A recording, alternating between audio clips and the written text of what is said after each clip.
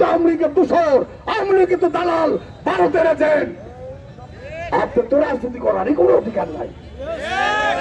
কাজেই আমি আপনাকে বিনয়ের সাথে বলবো, বঙ্গবীর ভুয়া সিদ্দিকী, কাদের সিদ্দিকী সাহেব, এই যে ভুয়া একটা নাম দিয়েছেন বঙ্গবীর, আপনার কেরা দিছে এটা?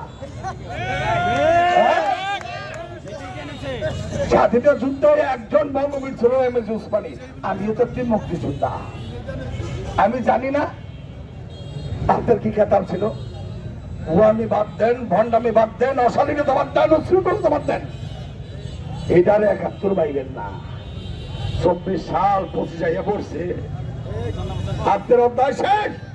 এখন শাহজাহান সাজু এবং আজম খানের সখিপুর, সখিপুর বেশি বাড়াবাড়ি করেন না, আমি না ঘুরে দিলাম। পুরা মানুষ চুমে চাপে হাঁকে থাকার চেষ্টা করেন। আমিও পুরা কাতারে গেছি, তবে আপনি শেষ আছে মাসের বেশি। কথাই হুঁশিয়ার করলাম, এই প্রত্যা বাহিনী ভলিঙ্গার নাগাল ৩-৪ জন লোক পাঠাই দিয়া সখিপুরকে রক্তের বন্যা বানাতে চান।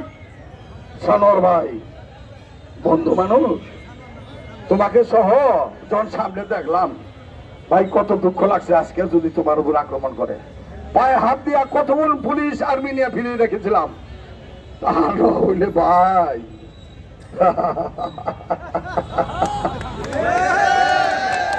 তোমার মনে নাই কোন সালে কুহিন্দা বলাইছিল, কোন পায়খানায় কেনা ডুব দিছিল, কেনা মহিলার বোরখাবের দিকে বলাইছিল, তোমার ভাঙ্গাছের দিকে কোন দিকে বলাইছিল, গোবিন্দ পথে গেছিল। আমি সাধারণ সাধু এখনো জীবিত আছি। হ্যাঁ, বাহাদুরি করতে পারবেন আমি মরার পরে, আমার বাহিনী মারার পরে, আমার যুবদল, ছাত্রদল, কৃষক দল, শ্রমিক দল, স্বেচ্ছাসেবক দল মারার পরে, আমার বিএনপি মারার পরে, আজম খানের বিএনপি মারার পরে, সাহিত্যার আদর্শের সৈনিক মারার পরে, তারেক রহমানের সৈনিকরা জীবিত থাকতে গেলে তুমি আর বাহাদুরিটা করলো না, কিন্তু না করবে। কাদের সিদ্দিক এবং সানোয়ার দুইজন একটু বোঝার চেষ্টা করে, আমি কি করলাম একটু বুঝছো। আমি আর কথা বলুন না। অসুস্থ মানুষ কোন সন্ধানী শৈলে আগুন ধরছে।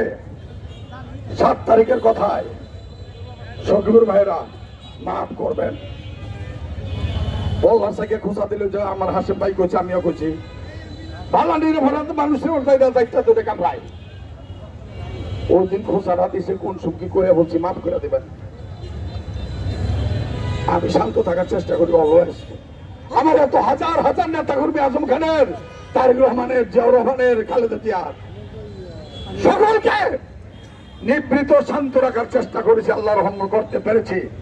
আমার পাশে পৌর বিএনপি, যুবদল,